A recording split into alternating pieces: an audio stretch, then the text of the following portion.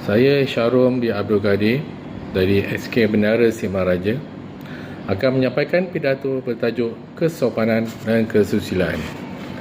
Assalamualaikum warahmatullahi wabarakatuh. Salam sejahtera, salam Malaysia Madani dan salam perpaduan.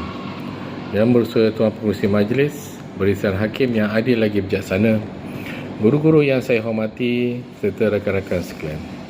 Berdirinya saya pada penuh bermakna ini adalah untuk menyampaikan pidato yang bertajuk Kesopanan dan Kesusilaan Asas Kecemerlangan Bangsa.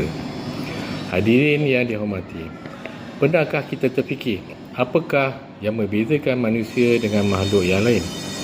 Jawapannya bukan semata-mata kerana ilmu, harta atau pangkat. Sebaliknya, yang membezakan kita ialah adab dan akhlak.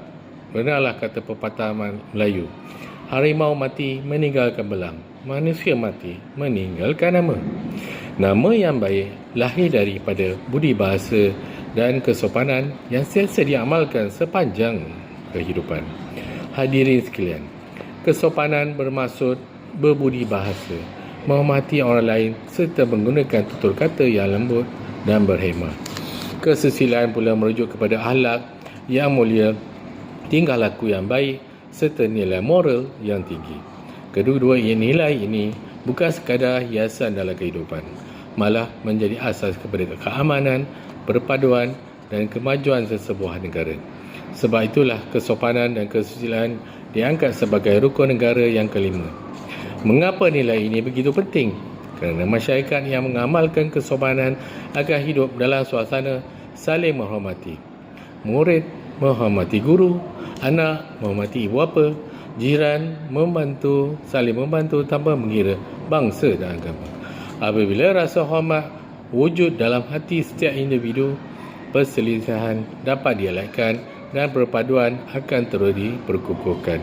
Hadirin yang saya hormati, namun begitu, kita tidak menafikan bahawa nilai kesopanan semakin terakis. Media sosial yang sepatutnya menjadi medium menyebarkan ilmu kadang-kala dijadikan tempat menghina, memfitnah dan mengeluarkan kata-kata kesat. Ada yang berani memalukan orang lain hanya kerana berlindung di sebalik skrin telefon. Sikap begini bukanlah lambang keberadaan, tapi tanda hilangnya adab dalam diri. Sebagai murid, kita mestilah menggunakan media sosial dengan penuh bertanggungjawab. Sebelum menulis sesuatu, fikirkan dahulu sama ada kata-kata itu membawa manfaat atau menyakiti hati orang lain. Ingatlah,